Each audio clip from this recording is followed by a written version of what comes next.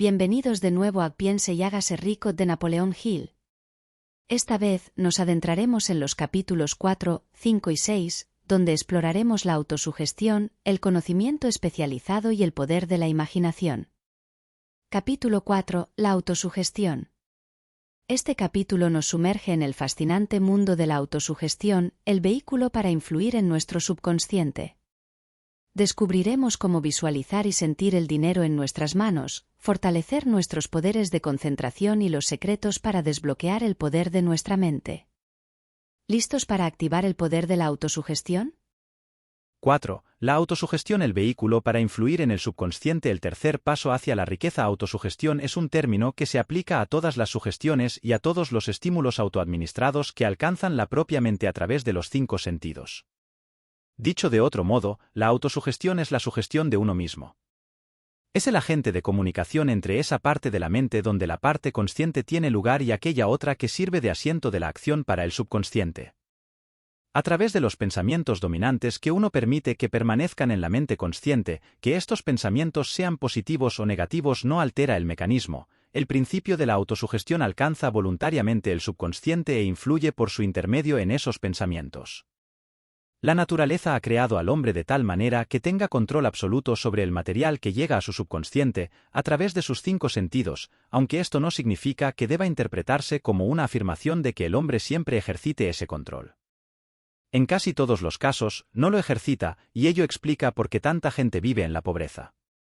Recuerde lo que se ha dicho sobre la semejanza del subconsciente con un jardín fértil, en donde las hierbas crecen en abundancia, si no se siembran semillas de plantas más deseables. La autosugestión es el agente de control a través del cual un individuo puede alimentar voluntariamente su subconsciente con pensamientos de naturaleza constructiva o, por negligencia, permitir que los pensamientos de naturaleza destructiva se infiltren en ese rico jardín de la mente. Vea y sienta el dinero en sus manos. En los últimos 6 pasos descritos en el capítulo sobre el deseo, usted ha recibido instrucciones para que lea en voz alta 2 veces por día el enunciado escrito de su deseo de dinero, y para que se vea y se sienta ya en posesión del mismo. Al seguir esas instrucciones, usted comunica el objeto de su deseo directamente a su subconsciente en un estado de fe absoluta. Mediante la repetición de este procedimiento, usted crea con su voluntad hábitos de pensamiento que son favorables a sus esfuerzos para transmutar el deseo en su equivalente monetario. Retroceda a esos 6 pasos que se describen en el capítulo 2, para releerlos con mucha atención antes de seguir adelante. Luego, cuando llegue a esa parte, lea con atención las 4 instrucciones para la organización de su equipo de trabajo, que se describen en el capítulo sobre la planificación organizada. Al comparar esos 2 conjuntos de instrucciones, usted se dará cuenta de que ambos se basan en el principio de la autosugestión. Recuerde, por lo tanto, cuando lea en voz alta el enunciado de su deseo, mediante el cual usted se empeña en desarrollar una conciencia del dinero, que la mera lectura de estas palabras no tendrá consecuencias, a menos que usted las funda con la emoción, con el sentido de sus palabras. Su subconsciente reconoce y actúa solo en los pensamientos que usted ha combinado con la emoción, con el sentimiento. Ese es un hecho tan importante como para garantizar la repetición prácticamente en cada capítulo, porque la falta de comprensión de eso es la razón principal de que la mayoría de la gente que trata de aplicar el principio de la autosugestión no logre los resultados deseados. Las palabras indiferentes, recitadas sin emoción, no influyen en el subconsciente. Usted no obtendrá resultados apreciables hasta que aprenda a llegar a su subconsciente con pensamientos o palabras habladas que hayan sido cargados con la emoción de la convicción. No se desanime si no puede controlar y dirigir sus emociones la primera vez que trate de hacerlo. Recuerde que no existe la posibilidad de obtener algo por nada. Por mucho que quiera, no podrá engañarse. El precio de la capacidad para influir en su subconsciente es la perseverancia incansable en la aplicación de los principios que se describen aquí. Usted no podrá formarse esa capacidad deseada por un precio menor. Usted, y solo usted, debe decidir si la recompensa por la que se está esforzando, la conciencia del dinero, vale el precio que debe pagar por ella con su esfuerzo. Su habilidad para emplear el principio de la autosugestión dependerá, en gran medida, de su capacidad para concentrarse en un deseo dado hasta que ese deseo se convierta en una obsesión ardiente. Cómo reforzar sus poderes de concentración cuando empiece a seguir las instrucciones de los 6 pasos descritos en el segundo capítulo, será necesario que haga uso del principio de la concentración. Así pues, le ofreceremos sugerencias para el uso de la concentración eficaz. Cuando empiece a ejecutar el primero de los 6 pasos, cuyas instrucciones son determine la cantidad exacta de dinero que desea, mantenga el pensamiento concentrado en esa cantidad de dinero, o fijada la atención en él, con los ojos cerrados hasta que, de hecho, pueda ver el aspecto físico del dinero. Haga eso por lo menos una vez al día. A medida que progrese en estos ejercicios, siga las instrucciones dadas en el capítulo de la fe, y véase a sí mismo en posesión del dinero. Aquí hay un hecho muy importante. El subconsciente asume cualquier orden que se le dé en un estado mental de fe absoluta, y actúa siguiendo esas órdenes, aunque deban presentársele a menudo una y otra vez, mediante la repetición, antes de que el subconsciente las interprete. Teniendo en cuenta la afirmación anterior, considere la posibilidad de jugarle un truco perfectamente legítimo a su subconsciente, y hágale creer, porque usted cree en ello, que usted debe obtener esa cantidad de dinero que está visualizando, que esa cantidad de dinero espera que usted sea su dueño, y que el subconsciente debe proporcionarle planes prácticos para conseguir un dinero que ya es suyo. Endósele la idea sugerida en el párrafo anterior a su imaginación y vea cómo su imaginación puede, o podrá, crear planes prácticos para la acumulación de dinero mediante la transmutación de su deseo. No espere un plan definido, mediante el cual se propondrá intercambiar servicios o mercaderías a cambio del dinero que usted visualiza. En cambio, empiece a verse en posesión del dinero, esperando y exigiendo mientras tanto que su subconsciente le proporcione los planes que necesite. Esté alerta en espera de esos planes, y póngalos en acción inmediatamente cuando surjan. Cuando los planes aparezcan, destellarán en su mente a través del sexto sentido, con la forma de una inspiración. Trátela con respeto, y actúe según ella tan pronto como la reciba. En el cuarto de los 6 pasos, se le indica que cree un plan preciso para llevar a cabo su deseo, y empiece de inmediato a poner ese plan en acción. Debe seguir esta instrucción de la manera descrita en el párrafo anterior. No confíe en la razón a la hora de crear su plan para acumular dinero a través de la transmutación del deseo. Su facultad de razonamiento puede ser perezosa, y si depende por completo de sus servicios, quizá resulte defraudado. Al visualizar el dinero que se propone acumular, con los ojos cerrados, véase a sí mismo prestando el servicio, o proporcionando la mercancía que se propone dar a cambio de su dinero. Esto es importante. 6 pasos para estimular su subconsciente. Resumiremos ahora las instrucciones dadas en relación con los 6 pasos del segundo capítulo, y las combinaremos con los principios presentados en este. Primero, elija un sitio tranquilo, preferiblemente en la cama, por la noche, donde no vayan a distraerlo ni a interrumpirlo, cierre los ojos y repita en voz alta, de manera que usted pueda oír sus propias palabras, el enunciado escrito de la cantidad de dinero que se propone acumular, el plazo para esta acumulación y una descripción de los servicios o de las mercancías que pretende dar a cambio del dinero. Al ejecutar estas instrucciones, véase a sí mismo ya en posesión del dinero. Por ejemplo, suponga que se propone acumular $50,000 para el 1 de enero de dentro de 5 años, que se propone prestar servicios personales a cambio del dinero, en carácter de vendedor. El enunciado escrito de su propósito deberá ser más o menos como el siguiente: el 1 día de enero de 2019, seré poseedor de $50,000 que afluirán a mí en diversas sumas de tiempo en tiempo durante ese lapso de 5 años. A cambio de ese dinero daré los servicios más eficientes de que soy capaz, girando la mayor cantidad posible, y proporcionando la mejor calidad de servicios como vendedor de. Describa el servicio o la mercadería que se propone vender. Confío en que tendré la posesión de ese dinero. Mi fe es tan fuerte que puedo verlo ahora ante mis ojos. Puedo tocarlo con las manos. Ahora está esperando ser de mi propiedad en el momento y en la proporción en que yo proporcione el servicio que estoy dispuesto a dar a cambio de él. Espero un plan con el que acumular ese dinero, y lo ejecutaré tan pronto como aparezca. Segundo, repita este programa por la noche y por la mañana hasta que pueda ver, en su imaginación, el dinero que ha decidido acumular. Tercero, ponga una copia de su enunciado escrito en donde pueda verla por la noche y por la mañana, y léala justo antes de dormirse y antes de levantarse hasta que la haya memorizado. Al seguir estas instrucciones, recuerde que está aplicando el principio de la autosugestión con el propósito de darle órdenes a su subconsciente.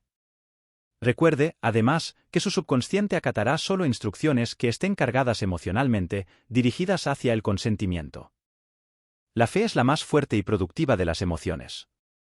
Siga las instrucciones del capítulo dedicado a ella. Al principio, estas instrucciones pueden parecer abstractas. No se deje inquietar por eso. Siga las instrucciones, sin prestar atención a lo abstractas o lo poco prácticas que puedan parecerle. Pronto llegará el momento en que, si ha hecho lo que se le ha indicado, tanto en espíritu como en actos, todo un nuevo universo de poder se desplegará ante usted. El secreto del poder de la mente, el escepticismo, en relación con las nuevas ideas, es una característica de todos los seres humanos. Pero si sigue las instrucciones indicadas, su escepticismo pronto se convertirá en convicción que a su vez se cristalizará en fe absoluta.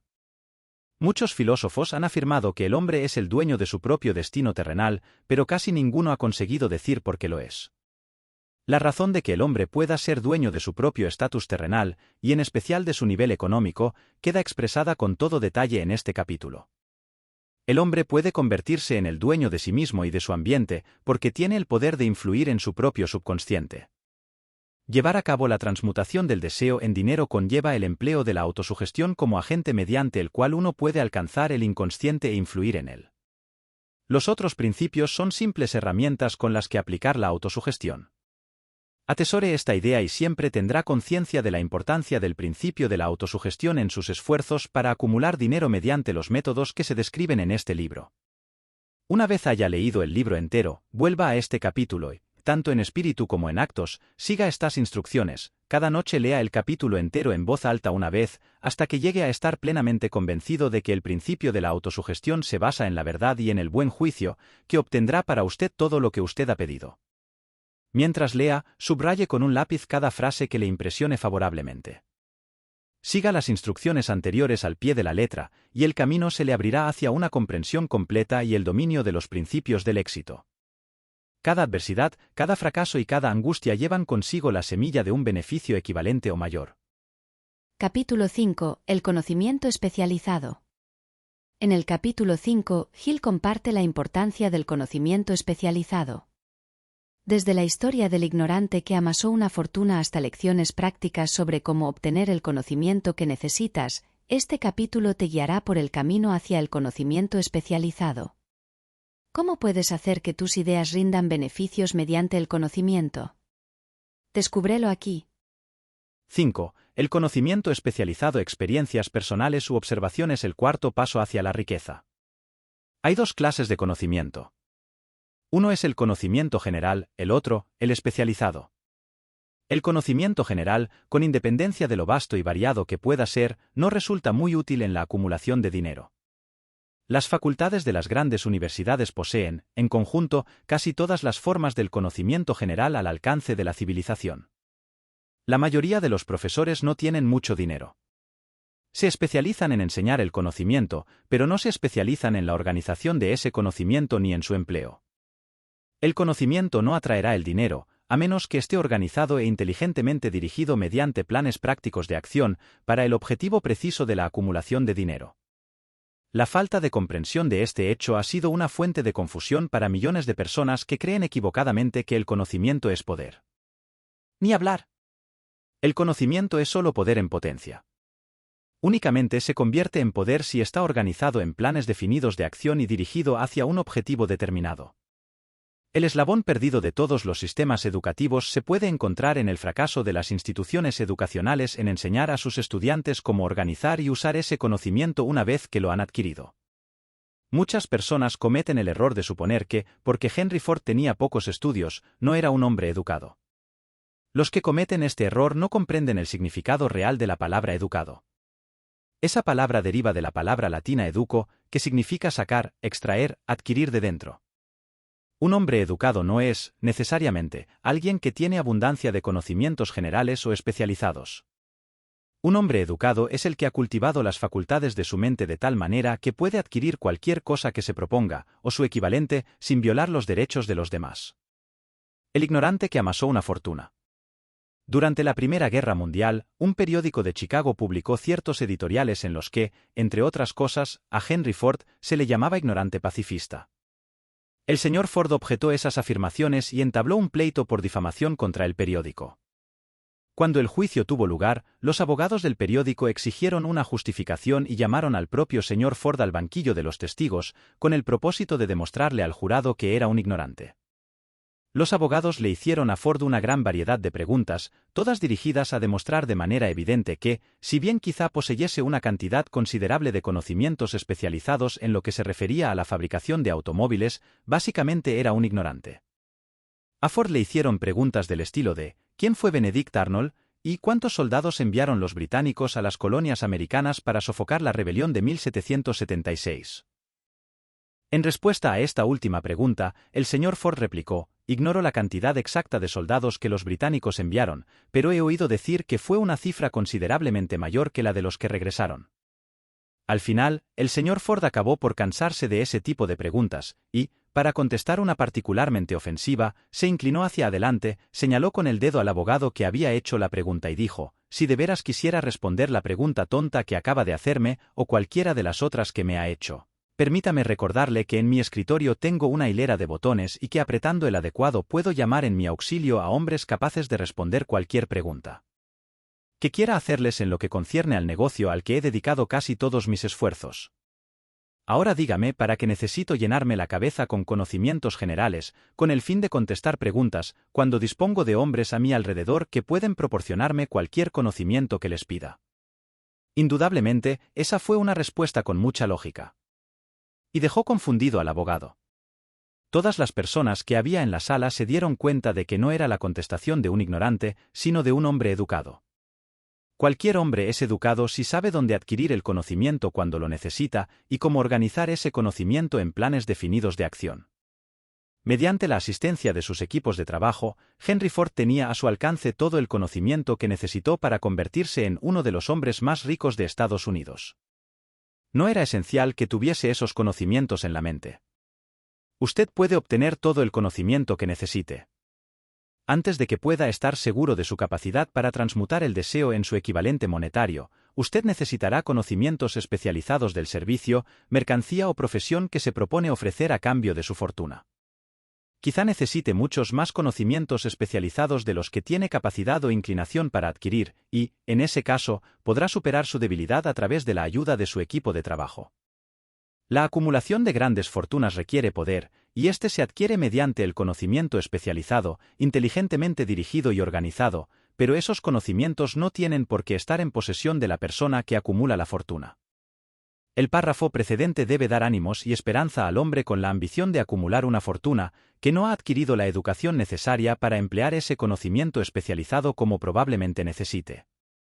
Los hombres a veces pasan por esta vida sufriendo complejos de inferioridad porque no son hombres educados. El hombre que pueda organizar y dirigir un equipo de trabajo, un grupo de hombres que posee conocimientos útiles para la acumulación de dinero, es un hombre tan educado como cualquiera de los que componen el grupo. Thomas Edison tuvo solo 3 meses de escolarización durante toda su vida. No le faltó educación, ni murió pobre. Henry Ford no llegó al 6º curso de la escuela primaria, pero se las arregló muy bien en el plano económico. El conocimiento especializado es uno de los servicios más abundantes y baratos a nuestro alcance. Si usted no está muy convencido de ello, consulte el tablón de anuncios de cualquier universidad. Conviene saber cómo obtener conocimientos.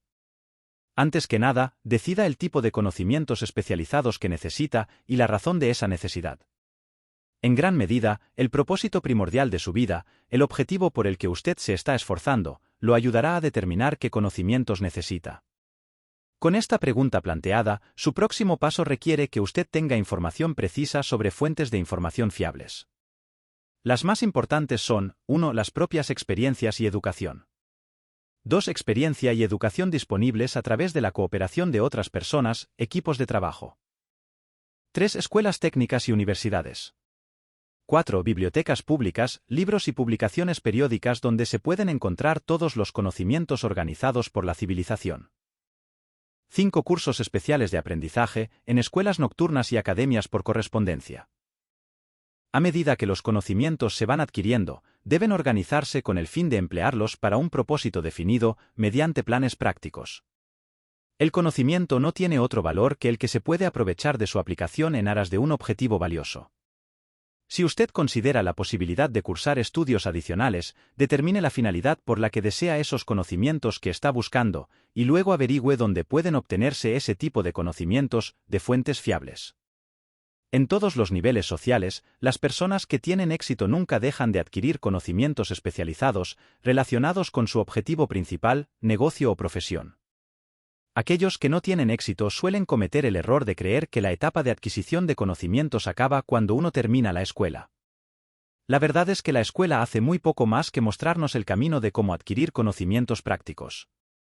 La orden del día es la especialización. Esta verdad fue puesta de relieve por Robert P. Moore, antiguo director de empleo de la Universidad de Columbia, en un artículo periodístico. Los especialistas más buscados. Los candidatos más buscados por las agencias de empleo son personas que se han especializado en algún campo, diplomados en escuelas empresariales que tengan experiencia en contabilidad y estadística, ingenieros de todo tipo, periodistas, arquitectos, químicos y también líderes destacados y hombres mayores, enérgicos y activos. El hombre que ha sido activo durante sus estudios, cuya personalidad le permite llevarse bien con toda clase de gente y que ha hecho un trabajo adecuado con sus estudios, tiene un perfil más favorable que el estudiante más estrictamente académico.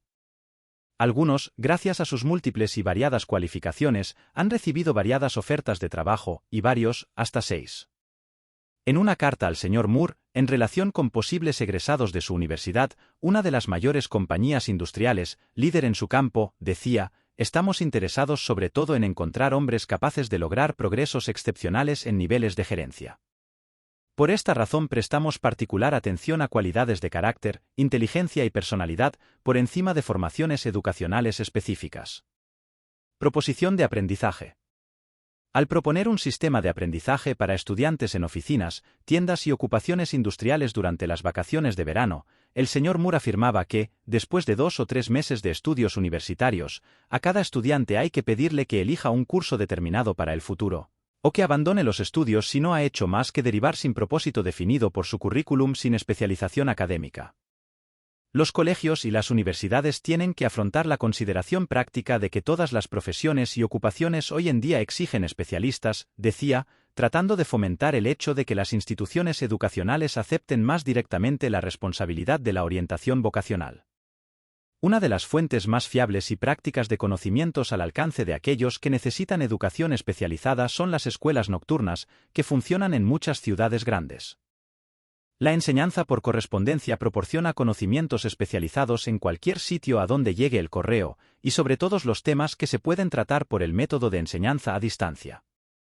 Una de sus ventajas es la flexibilidad del programa, que permite estudiar durante el tiempo libre. Otra ventaja de trabajar en casa, si se ha elegido una academia adecuada, es el hecho de que la mayor parte de los cursos que las academias de enseñanza por correo ofrecen incluyen generosos privilegios de consulta que pueden ser muy valiosos para el que necesita conocimientos especializados.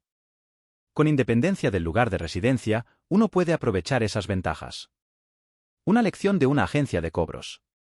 Por lo general nunca se aprecia lo que se adquiere sin esfuerzo y sin coste alguno, y muchas veces se lo desacredita. Tal vez esta sea una de las razones por las que aprovechamos tan poco de nuestra maravillosa oportunidad en las escuelas públicas.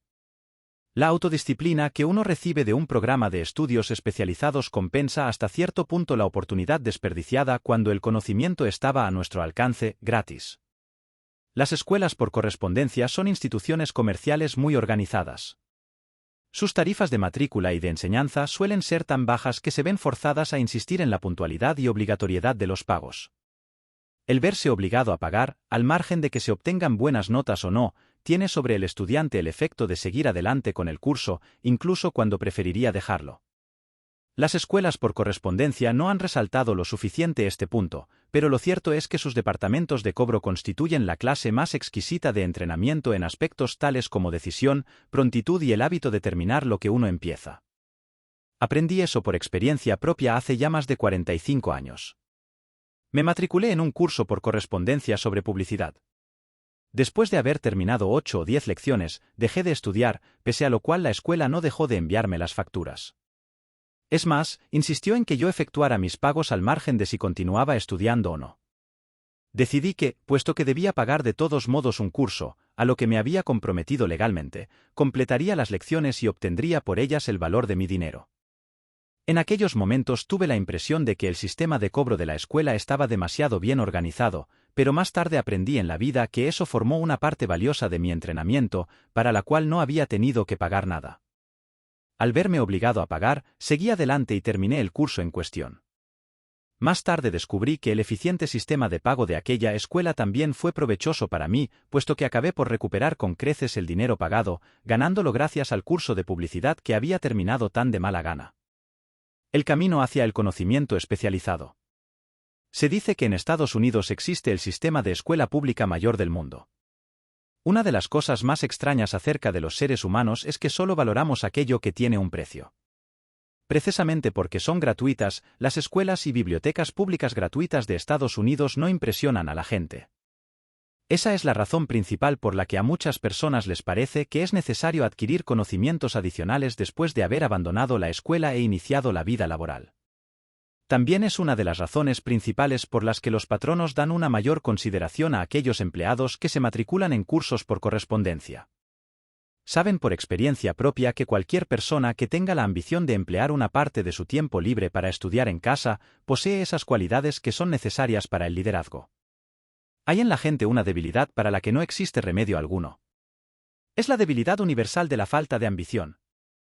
Las personas, en especial las asalariadas, que programan su tiempo libre para dedicarse a estudiar en casa, raras veces permanecen durante mucho tiempo en los puestos inferiores. Su acción les abre el camino hacia la posibilidad de ascender, les elimina numerosos obstáculos de ese camino y les permite ganarse el amistoso interés de quienes tienen el poder de situarlos en el camino de la oportunidad. El método de estudiar en casa para obtener conocimientos resulta especialmente adecuado para las necesidades de las personas asalariadas que, tras haber abandonado la escuela, sienten la necesidad de adquirir conocimientos especializados, pero que no disponen de tiempo libre para volver a la escuela. Stuart Austin Weir se preparó como ingeniero de la construcción y siguió esta línea de trabajo hasta que la depresión limitó su mercado al punto de que ya no podía ganar los ingresos que necesitaba. Entonces hizo un inventario de sí mismo y decidió cambiar de profesión y pasarse al derecho. Volvió a la escuela y siguió cursos especiales mediante los que se preparó como abogado mercantil. Completó su preparación y pasó los exámenes finales para obtener el título. A partir de ahí no tardó en labrarse una carrera muy lucrativa con la práctica de la abogacía.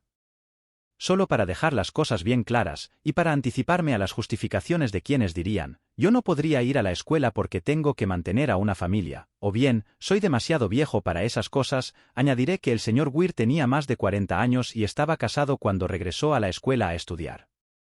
Al seleccionar cursos altamente especializados en las universidades que estaban mejor preparadas para enseñar los temas elegidos, el señor Weir completó en 2 años el trabajo para el que la mayoría de los estudiantes de leyes necesitan emplear 4. ¿Vale la pena saber cómo adquirir el conocimiento? Una idea sencilla que dio resultado. Consideremos un caso específico. Un vendedor de una charcutería se encontró de pronto sin empleo. Como tenía un poco de experiencia en teneduría de libros, se matriculó en un curso de contabilidad especial, se familiarizó con las últimas novedades en teneduría y equipos de oficina, y se puso a trabajar por su cuenta. Empezó con el charcutero para el que había estado trabajando, e hizo contratos con más de 100 pequeños comerciantes para llevarles la contabilidad, cobrándoles una tarifa mensual muy baja. Su idea era tan práctica que pronto empezó a prepararse una oficina portátil en un pequeño camión de reparto, equipado con máquinas modernas de teneduría de libros. En la actualidad dispone una flota de estas oficinas rodantes y cuenta con un extenso equipo de ayudantes, y así puede proporcionar a los pequeños comerciantes un servicio de contabilidad equivalente a los mejores, a un precio muy conveniente. El conocimiento especializado, sumado a la imaginación, fue el ingrediente de este negocio peculiar y provechoso. El año pasado, el propietario de ese negocio pagó en impuestos sobre la renta casi 10 veces más de lo que el charcutero para quien trabajaba le pagaba cuando perdió su trabajo. El comienzo de ese provechoso negocio fue una idea. Ya que yo tuve el privilegio de proporcionarle esa idea al vendedor sin empleo, me tomo ahora el privilegio mayor de sugerir otra idea que entraña la posibilidad de ingresos todavía mayores. Esta me la sugirió el vendedor que dejó las ventas para meterse en el negocio de la teneduría de libros como ocupación principal. Cuando le sugerí ese plan como solución a su problema de desempleo, exclamó enseguida, me gusta la idea, pero no sabría cómo convertirla en dinero efectivo. En otras palabras, se estaba quejando de que no sabía cómo comercializar sus conocimientos de contabilidad después de haberlos adquirido. Así, eso generaba otro problema que había que resolver. Con la ayuda de una joven mecanógrafa que podía escribir toda la idea, preparó un librito muy atractivo donde se describían las ventajas del nuevo sistema de teneduría de libros. Las páginas se hallaban cuidadosamente mecanografiadas y pegadas en un álbum que se usaba como una especie de vendedor mudo, donde la historia de este nuevo negocio se relataba con tanta eficacia que muy pronto su propietario empezó a tener más clientes de los que podía atender. Un plan eficaz para dar con el trabajo ideal. Hay miles de personas en todo el país que necesitan los servicios de un especialista en ventas capaz de prepararles un currículum atractivo para ofrecer sus servicios personales. La idea que se describe aquí nació de la necesidad de subsanar una emergencia que había que superar, pero no le ha sido útil solo a esa persona. La mujer que creó la idea tenía una imaginación brillante. En su idea recién nacida vio una nueva profesión que serviría a los miles de personas que necesitan asesoramiento práctico para vender sus servicios personales. Impulsada a la acción por el éxito instantáneo de su primer plan para vender servicios personales, esta enérgica mujer se abocó a la solución de un problema similar para un hijo suyo que acababa de salir de la universidad, pero que había sido incapaz de encontrar una manera de ofrecer sus servicios. El plan que ella ideó para que el joven se empleara ha sido el mejor plan para vender servicios personales que yo haya visto jamás. Cuando completó el currículum, contenía 50 páginas de información mecanografiada, perfectamente organizada, que contaba la historia de las capacidades innatas de su hijo, sus estudios, sus experiencias personales y una gran variedad de otras informaciones demasiado extensas para describirlas. El currículum también contenía una descripción completa del puesto de trabajo que su hijo deseaba y un esquema del plan que pondría en práctica para alcanzar ese puesto. La preparación del libro del currículum requirió varias semanas de trabajo, durante las cuales su creador enviaba a su hijo a la biblioteca pública casi todos los días a buscar datos que ella necesitaba para preparar el plan de venta de sus servicios. También lo enviaba a visitar a todos sus competidores para el empleo, y de ellos reunió información vital en lo concerniente a sus métodos de venta, que fue de gran valor en la formación del plan que intentaba usar para alcanzar la posición que buscaba. Cuando el plan quedó terminado, contenía más de media docena de excelentes sugerencias para uso y beneficio del aspirante al trabajo. No hay por qué empezar desde abajo. Uno podría sentirse tentado de preguntar, ¿por qué todas estas complicaciones para asegurarse un trabajo? La respuesta es, hacer bien una cosa nunca es una complicación. El plan que esa mujer preparó para beneficio de su hijo ayudó a éste a conseguir el trabajo para el que se había presentado, en la primera entrevista, con el salario que él mismo había estipulado. Además, y esto también es importante, ese puesto no requería que el joven empezara desde abajo. Comenzó como ejecutivo junior, con un salario de ejecutivo. Pero, ¿por qué todos esos problemas? Por una razón, la presentación planificada con que solicitó ese trabajo le ahorró no menos de 10 años del tiempo que le hubiera hecho falta para llegar al puesto desde el que ahora empezaba si hubiese empezado desde abajo. La idea de empezar desde abajo y forjarse el propio camino puede parecer buena, pero la principal objeción que se le puede hacer es que son demasiados los que empiezan desde abajo y nunca se las arreglan para asomar la cabeza lo bastante arriba como para que la oportunidad los vea, de modo que se quedan abajo. También hay que recordar que la perspectiva que se observa desde abajo no es ni muy brillante ni muy estimulante. Tiene tendencia a matar la ambición. Es lo que llamamos el recorrido de la noria, lo que significa que aceptamos nuestro destino porque nos formamos el hábito de la rutina diaria, un hábito que llega a ser tan fuerte que acabamos por no intentar ya sustraernos a él. Y esa es otra razón por la que conviene empezar 2 o 3 escalones por encima del de abajo. Al hacerlo de este modo, uno se forma el hábito de estar atento al entorno, de observar cómo progresan los demás, de buscar la oportunidad y de no dejarla escapar. Haga que el trabajo insatisfactorio funcione a su favor. Dan Halpin es un ejemplo espléndido de lo que voy a explicar. Durante sus años de universidad, trabajó como manager del famoso equipo de fútbol Notre Dame, que fue campeón nacional en 1930, cuando se hallaba bajo la dirección del finado Knut Rockne. Halpin terminó sus estudios universitarios en un momento sumamente desfavorable, pues la depresión había creado una grave escasez de trabajo, así que, después de aventurarse un poco en las inversiones y en el mundo del cine, aprovechó la primera oportunidad con un futuro potencial, vendiendo audífonos a comisión. Cualquiera podía empezar en un trabajo así, y Halpin lo sabía, pero ese trabajo le bastó para abrir las puertas a la oportunidad. Durante casi 2 años siguió haciendo lo mismo a disgusto, y nunca hubiera progresado si no hubiese hecho algo con respecto a su insatisfacción. En un principio aspiró al puesto de gerente de ventas de su compañía, y obtuvo el trabajo. Aquel paso hacia arriba lo puso lo bastante por encima de los demás como para permitirle ver una oportunidad todavía mayor. Además, lo colocó en un lugar donde también la oportunidad podía verlo. alcanzó una cifra tan elevada de ventas de audífonos, que A.M. Andrews, el directivo principal de Dictograph Products Company, una empresa competidora de la compañía para la que Halpin trabajaba, quiso conocer a ese hombre llamado Dan Halpin, que estaba aumentando tanto las ventas de la Dictograph Company. Mando Lamer a Halpin. Cuando la entrevista terminó, Halpin era el nuevo gerente de ventas de la Acústico One división. Entonces, para poner a prueba los bríos del joven Halpin, Andrews se fue durante 3 meses a Florida, dejándolo solo, a ver si nadaba o se hundía. Pero no se hundió. La filosofía de Knut Rockne de que todos adoran al ganador, pero no tienen tiempo para el perdedor, lo inspiró para esforzarse tanto en su trabajo que lo eligieron vicepresidente de la compañía, un puesto que muchos hombres estarían muy orgullosos de alcanzar tras 10 años de leales esfuerzos. Halpin consiguió eso en poco más de 6 meses. Uno de los puntos importantes que intento destacar con esta forma de ver las cosas es que escalamos hasta las posiciones más elevadas o nos quedamos abajo debido a condiciones que podemos controlar, si lo deseamos. Sus socios pueden ser inapreciables.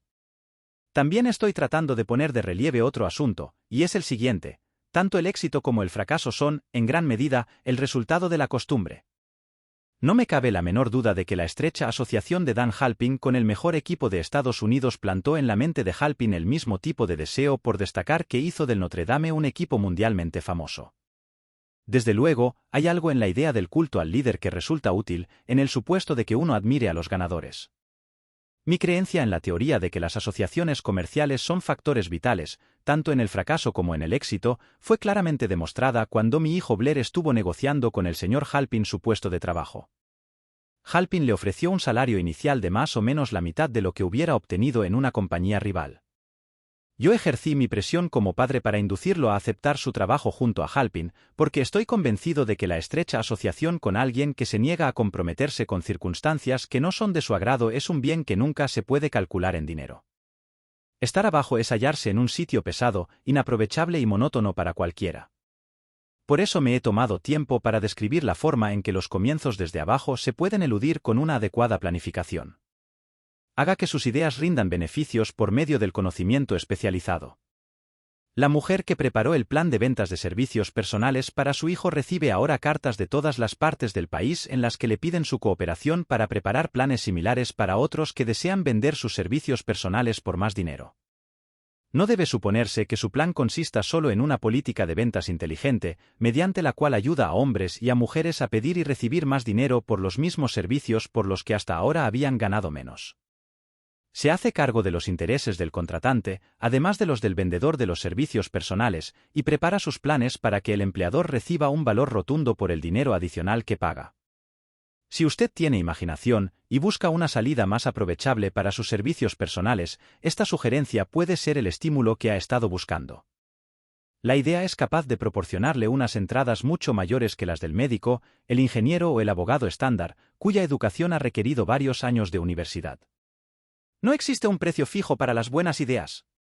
Detrás de todas las ideas hay conocimientos especializados. Por desgracia, para aquellos que no encuentran riqueza en abundancia, el conocimiento especializado es más abundante y se adquiere con más facilidad que las ideas. Debido a esta verdad universal, hay una gran demanda y oportunidades cada vez mayores para las personas capaces de ayudar a hombres y mujeres a vender ventajosamente sus servicios personales. La capacidad entraña imaginación, cualidad necesaria para combinar los conocimientos especializados con las ideas en forma de planes organizados, pensados para alcanzar la riqueza. Si usted tiene imaginación, este capítulo puede presentarle una idea que alcance para servirle como comienzo de las riquezas que desea. Recuerde que la idea es la pieza principal. Los conocimientos especializados se pueden encontrar a la vuelta de la esquina, de cualquier esquina. Capítulo 6. La imaginación. Sumérgete en el taller de la mente en el capítulo 6 mientras exploramos las dos formas de imaginación y cómo ejercitarla. Descubre las leyes que conducen a la fortuna y cómo hacer uso práctico de la imaginación para transmutar ideas en dinero. Desde el hervidor encantado hasta la pregunta crucial de qué harías con $1.000.000, este capítulo desata el poder creativo de la imaginación. 6. La imaginación, el taller de la mente. El quinto paso hacia la riqueza, la imaginación, es el taller donde se plasman todos los planes creados por el hombre. Al impulso, al deseo, se les da forma, perfil y acción mediante la ayuda de la facultad imaginativa de la mente. Se ha dicho que el hombre es capaz de crear cualquier cosa que pueda imaginar. Mediante la ayuda de su facultad imaginativa, el hombre ha descubierto y dominado más fuerzas de la naturaleza durante los últimos 50 años que durante la historia de todo el género humano anterior a esos 50 años. Ha conquistado el espacio aéreo tan cabalmente que los pájaros resultan pobres competidores. Ha analizado y pesado el Sol a una distancia de millones de kilómetros y ha determinado, por medio de la imaginación, los elementos que lo componen. Ha aumentado la velocidad de locomoción hasta poder viajar a velocidades de más de 1000 kilómetros por hora. La única limitación del hombre, en su facultad de razonamiento, es el grado de desarrollo de su imaginación y el uso que haga de ella. Todavía no ha alcanzado la cúspide del desarrollo y del uso de su facultad imaginativa.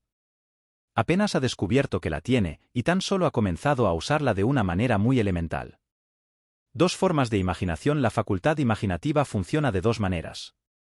Una se conoce con el nombre de imaginación sintética, y la otra como la imaginación creativa. La imaginación sintética. Por medio de esta facultad, uno puede compaginar viejos conceptos, ideas o planes en nuevas combinaciones. Esta facultad no crea. Funciona con el material de la experiencia, la educación y la observación con que se la alimenta. Es la facultad que más usa el inventor, con la excepción del genio, que recurre a la imaginación creativa cuando no puede resolver su problema mediante la imaginación sintética. La imaginación creativa. A través de la facultad de la imaginación creativa, la mente finita del hombre tiene comunicación directa con la inteligencia infinita. Es la facultad mediante la cual se reciben los presentimientos y las inspiraciones. Por medio de esta facultad, un individuo puede sintonizarse o comunicarse con el subconsciente de otros hombres. La imaginación creativa funciona de forma automática, de la manera que se describe en páginas siguientes. Esta facultad funciona solo cuando la mente consciente está trabajando a un ritmo extremadamente rápido, como, por ejemplo, cuando es estimulada por medio de la emoción de un deseo poderoso. La facultad creativa se vuelve más alerta en proporción con el desarrollo que adquiere a través del uso. Los grandes líderes de los negocios, la industria y las finanzas, y los grandes artistas, músicos, poetas y escritores han llegado al lugar que ahora ocupan porque han desarrollado la facultad de la imaginación creativa.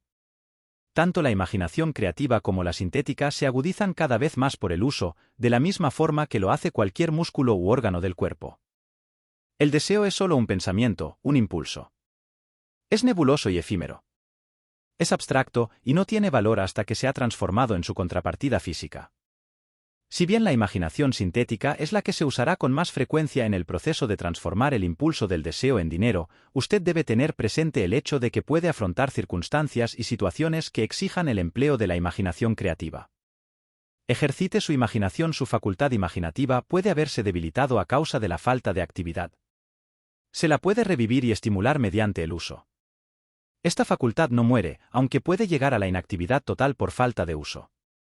Centre su atención en el desarrollo de la imaginación sintética porque es la facultad que usted usará más en el proceso de convertir el deseo en dinero. La transformación del impulso intangible, del deseo, en una realidad tangible, el dinero, exige el uso de un plano más. Este plan debe realizarse con la ayuda de la imaginación y, sobre todo, con la facultad sintética.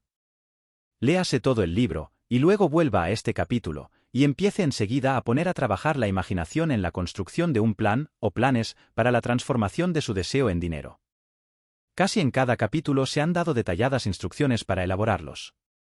Siga las instrucciones que mejor se ajusten a sus necesidades. Ponga su plan por escrito, si todavía no lo ha hecho. En el momento en que complete eso, habrá dado forma definitiva y concreta a un deseo intangible. Lea una vez más el enunciado anterior. Léalo en voz alta, muy lentamente, y, a medida que lo hace, recuerde que en el momento en que reduce la afirmación de su deseo y planifica su realización sobre un papel, ha dado el primero de una serie de pasos que le permitirán convertir ese pensamiento en su contrapartida física. Las leyes que conducen a la fortuna, la tierra sobre la que usted vive y todas las otras cosas materiales son el resultado de los cambios de la evolución, mediante los cuales las partículas microscópicas de materia se han organizado y acomodado de una manera ordenada. Por otra parte, y esta afirmación es de fundamental importancia, este planeta, cada una de los miles de millones de células del cuerpo de usted, y cada átomo de materia, empiezan como una forma intangible de energía. El deseo es el impulso del pensamiento. Los impulsos del pensamiento son formas de la energía.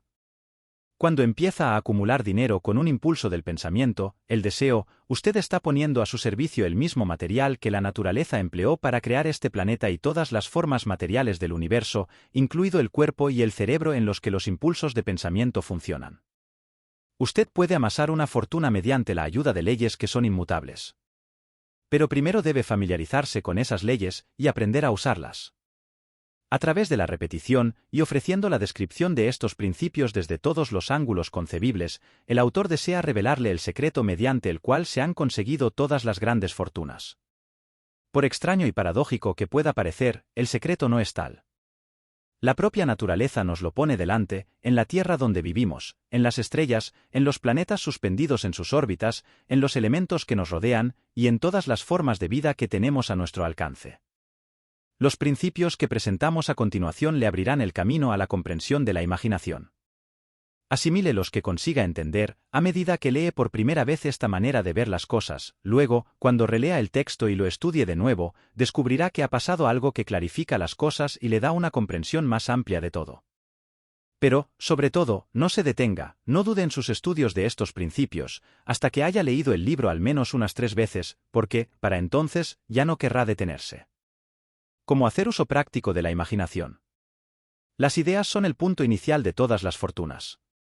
Las ideas son productos de la imaginación. Examinemos algunas bien conocidas que han dado origen a fortunas inmensas, en la esperanza de que estos ejemplos transmitirán la información precisa de lo que se refiere al método a través del cual se puede utilizar la imaginación para acumular riquezas. La tetera encantada. Hace 50 años, un viejo médico rural se fue a caballo hasta el pueblo, ató su montura, entró sigilosamente en la droguería por la puerta trasera y empezó a regatear con el joven dependiente. Durante más de 1 hora, tras el mostrador, el viejo doctor y el dependiente hablaron en voz baja. Después, el doctor salió. Fue hasta el caballo y regresó a la tienda con una gran tetera antigua, y con una paleta de madera, que se usaba para revolver el contenido de la tetera, y las depositó en la parte trasera de la tienda. El dependiente inspeccionó la tetera, buscó en su bolsillo interior, sacó un rollo de billetes y se lo alargó al doctor. El rollo contenía $500, todos los ahorros del dependiente. El doctor le dio un trocito de papel en el que aparecía escrita la fórmula secreta. Las palabras de aquel trozo de papel bien valían el rescate de un rey. Pero no para el doctor. Esas palabras mágicas eran necesarias para que la tetera empezara a hervir, pero ni el doctor ni el joven dependiente sabían que fortunas fabulosas estaban destinadas a brotar de aquella tetera. El viejo médico estaba contento de vender esos objetos por $500. El dependiente se arriesgaba mucho apostando todos sus ahorros a un trocito de papel y a una tetera vieja. Nunca había soñado que su inversión comenzaría con una tetera que rebosaría de oro y que un día sobrepasaría el milagroso fenómeno de la lámpara de Aladino. Lo que el dependiente había comprado en realidad era una idea. La vieja tetera, y la cuchara de madera y el mensaje secreto escrito en el trocito de papel eran cosas incidentales. Las curiosas cualidades de aquella tetera empezaron a manifestarse después de que su nuevo propietario mezclara, según las instrucciones secretas, un ingrediente sobre el cual el doctor no sabía nada. Trate de descubrir qué fue lo que el joven añadió al mensaje secreto, que hizo que la tetera rebosara de oro. Esta es una historia de hechos, más extraños que la ficción, de hechos que se inician en la forma de una idea. Echemos una ojeada a las vastas fortunas que esta idea ha producido. Ha rendido, y sigue rindiendo, fortunas inmensas a hombres y mujeres que se ocupan de cultivar caña de azúcar y de refinar y comercializar el azúcar. La vieja tetera consume, anualmente, millones de botellas, proporcionando trabajo a un enorme número de trabajadores del vidrio. La vieja tetera da empleo a un ejército de dependientes, taquígrafos, escritores y expertos en publicidad en toda la nación. Ha obtenido fama y fortuna para muchísimos artistas que han creado cuadros magníficos que describen el producto. La vieja tetera ha convertido un pequeño pueblo del sur de los Estados Unidos en la capital sureña de los negocios, donde ahora beneficia directa o indirectamente cada negocio y casi a cada residente de la ciudad. La influencia de esta idea beneficia ahora a todas las ciudades civilizadas del mundo, vertiendo un flujo continuo de oro para todo aquel que la toca. El oro de la tetera construye y mantiene una de las universidades más importantes del sur de los Estados Unidos, donde millares de jóvenes reciben el entrenamiento esencial para el éxito. Si el producto de esa vieja tetera de bronce pudiera hablar, nos contaría escalofriantes historias de novela, en todos los idiomas. Novelas de amor, novelas de negocios, novelas de hombres y mujeres profesionales que se ven estimulados a diario por ese producto. El autor está seguro de una de esas novelas por lo menos, pues tiene parte en ella, y todo empezó no muy lejos de donde el dependiente le compró al médico la vieja tetera. Allí fue donde el autor conoció a su esposa, y ella le habló por primera vez de la tetera encantada. Era el producto de aquella tetera lo que estaban bebiendo cuando él le pidió que lo aceptase para lo mejor o lo peor. Sea usted quien fuere, viva en donde viva, y sea cualquiera la ocupación a la que se dedique, recuerde en el futuro, cada vez que vea las palabras Coca-Cola, que su vasto imperio de riqueza e influencia ha surgido de una sola idea, y que el misterioso ingrediente con que el dependiente de la droguería, Asa Candler, mezcló la fórmula secreta era, la imaginación. Deténgase a pensar en ello por un momento. Recuerde, además, que los pasos hacia la riqueza que se describen en este libro han sido los medios por los que la influencia de Coca-Cola se ha extendido a cada ciudad, pueblo, aldea y encrucijada del mundo, y que cualquier idea que usted pueda crear, tan buena y meritoria como la Coca-Cola, tiene la posibilidad de duplicar el récord de ese refresco mundialmente difundido. ¿Qué haría yo si tuviese $1.000.000? Esta historia demuestra la veracidad de aquel antiguo adagio, donde hay una voluntad, hay un camino. Esto me lo decía ese apreciado educador y clérigo, el extinto Frank W. Gunsaulus, que comenzó su carrera de predicador en los corrales de ganado de la región de Chicago. Mientras el Dr. Gunsaulus estudiaba en la universidad, observó muchos defectos en nuestro sistema educativo, defectos que creía que podría corregir si fuera director de un colegio. Se propuso organizar un nuevo colegio donde llevar a cabo sus propias ideas, sin los obstáculos de los métodos ortodoxos de la educación. Necesitaba $1.000.000 para poner su proyecto en marcha. ¿Hacia dónde necesitaría tender las manos para obtener semejante suma de dinero? Esa era la pregunta que absorbió la mayor parte de las reflexiones de ese joven y ambicioso predicador. Pero no parecía que consiguiese progreso alguno. Todas las noches se acostaba pensando en lo mismo, y al día siguiente se levantaba con la misma idea. Siguió dándole vueltas hasta que se convirtió en una obsesión. Al ser un filósofo además de un predicador, el Dr. Gunsaulus reconocía, tal como todos aquellos que tienen éxito en la vida, que un propósito definido es el punto inicial desde donde se ha de comenzar. Reconocía, además, que esa definición del propósito adquiere animación, vida y poder cuando está respaldada por un deseo ardiente de traducir ese propósito en su equivalente material. Él conocía todas esas grandes verdades, y, sin embargo, no sabía dónde, ni cómo encontrar $1.000.000. El procedimiento natural hubiera sido ceder y olvidarse del asunto, diciendo, en fin, mi idea es buena, pero no puedo hacer nada con ella porque nunca podrá producir $1.000.000. Eso es exactamente lo que la mayoría de la gente hubiese dicho, pero no es lo que el Dr. Gunsaulus dijo. Lo que dijo e hizo son cosas tan importantes que ahora se lo presento al lector, para que él mismo sea quien lo explique. Un sábado por la mañana me senté en mi habitación pensando maneras de conseguir el dinero necesario para llevar a cabo mis planes. Durante casi 2 años había estado pensando, pero no había hecho otra cosa que pensar. Había llegado el momento de la acción. En aquel momento decidí que reuniría ese $1.000.000 en el plazo de una semana. ¿Cómo? Eso no me preocupaba. Lo más importante era la decisión de conseguirlo en un plazo determinado, y quiero destacar que en el instante en que alcancé esa decisión, una extraña sensación de seguridad se apoderó de mí, de una manera que jamás había experimentado. Algo en mi interior parecía decir, ¿por qué no has tomado esa decisión antes? Hace tiempo que ese dinero te espera. Los acontecimientos se precipitaron. Llamé a los periódicos y anuncié que a la mañana siguiente pronunciaría un sermón titulado ¿Qué haría si tuviese $1.000.000? Me puse a trabajar de inmediato en el sermón, pero debo decir, con franqueza, que la tarea no era difícil, porque había estado preparándolo durante casi 2 años. Mucho antes de la medianoche lo había terminado. Me fui a la cama y me dormí con un sentimiento de confianza, porque podía verme a mí mismo en posesión del $1.000.000. A la mañana siguiente me levanté temprano, me metí en el baño, leí el sermón y me arrodillé para pedir que mi sermón despertara la atención de alguien que me proporcionase el dinero que necesitaba. Mientras estaba rezando volví a sentir la seguridad de que el dinero estaba a punto de aparecer.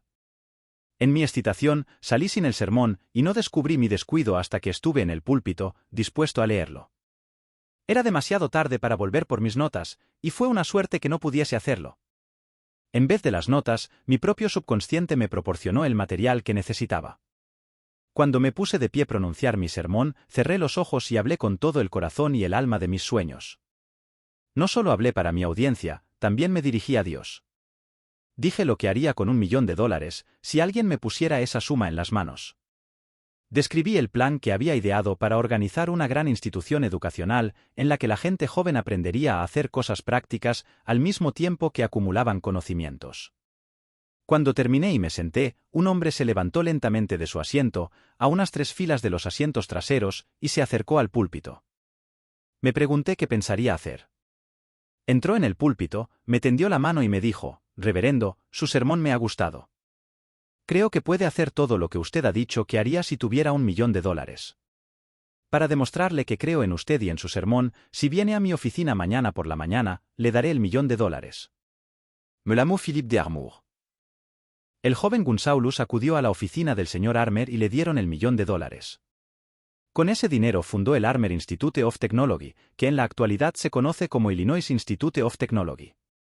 El $1.000.000 necesario surgió como resultado de una idea. Detrás de esa idea estaba el deseo que el joven Gunsaulus había abrigado en su interior durante casi 2 años. Observe este importante hecho: consiguió el dinero al cabo de 36 horas de haber alcanzado la decisión definitiva de obtenerlo y de decidir un plan definido para ello.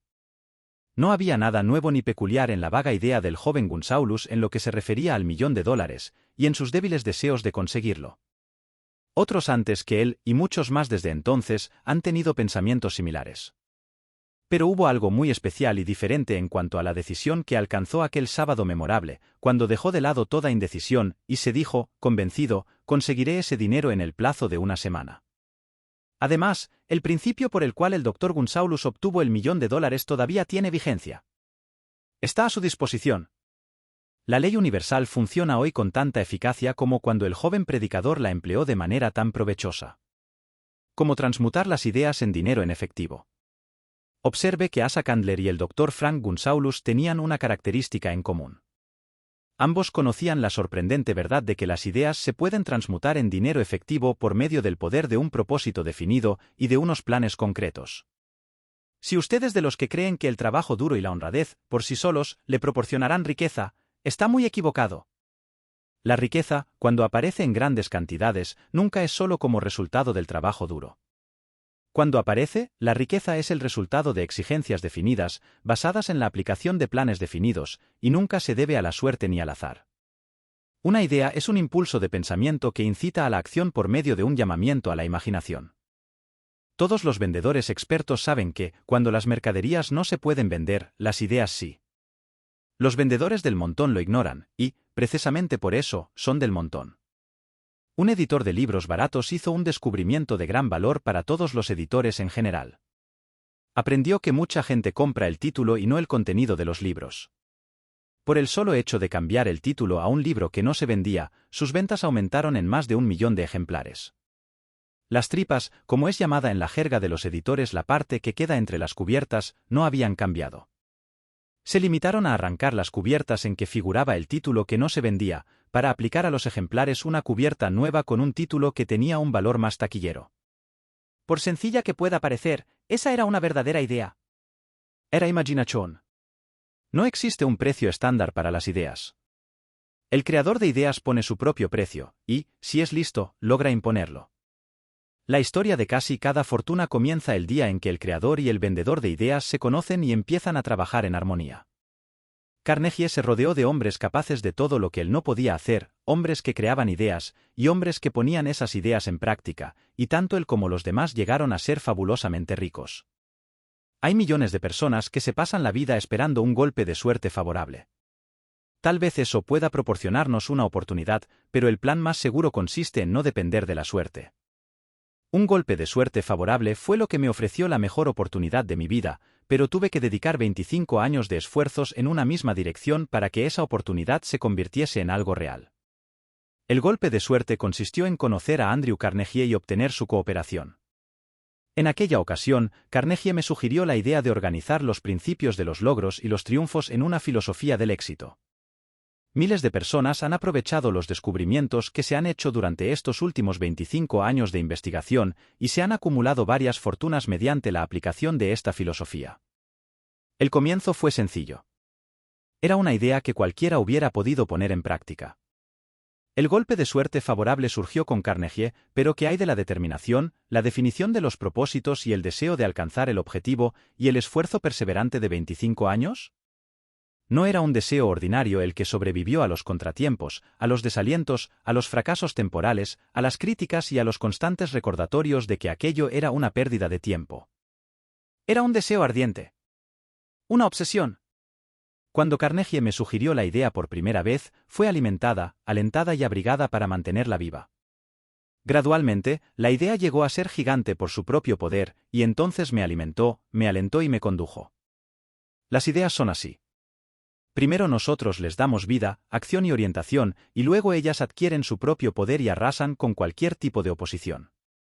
Las ideas son fuerzas intangibles, pero tienen más poder que el cerebro físico en donde nacen. Tienen el poder de seguir viviendo, aun después de que el cerebro que las ha creado haya regresado al polvo. Ahora, antes de despedirnos, les recordamos que este viaje está lejos de terminar. Suscríbete al canal, activa la campanita y deja tus comentarios. Queremos saber qué piensas y qué temas te gustaría explorar en futuros audiolibros. Y así concluye otro emocionante episodio de Piense y hágase rico. Nos vemos en el próximo capítulo donde continuaremos explorando los secretos del éxito y el desarrollo personal. Hasta luego.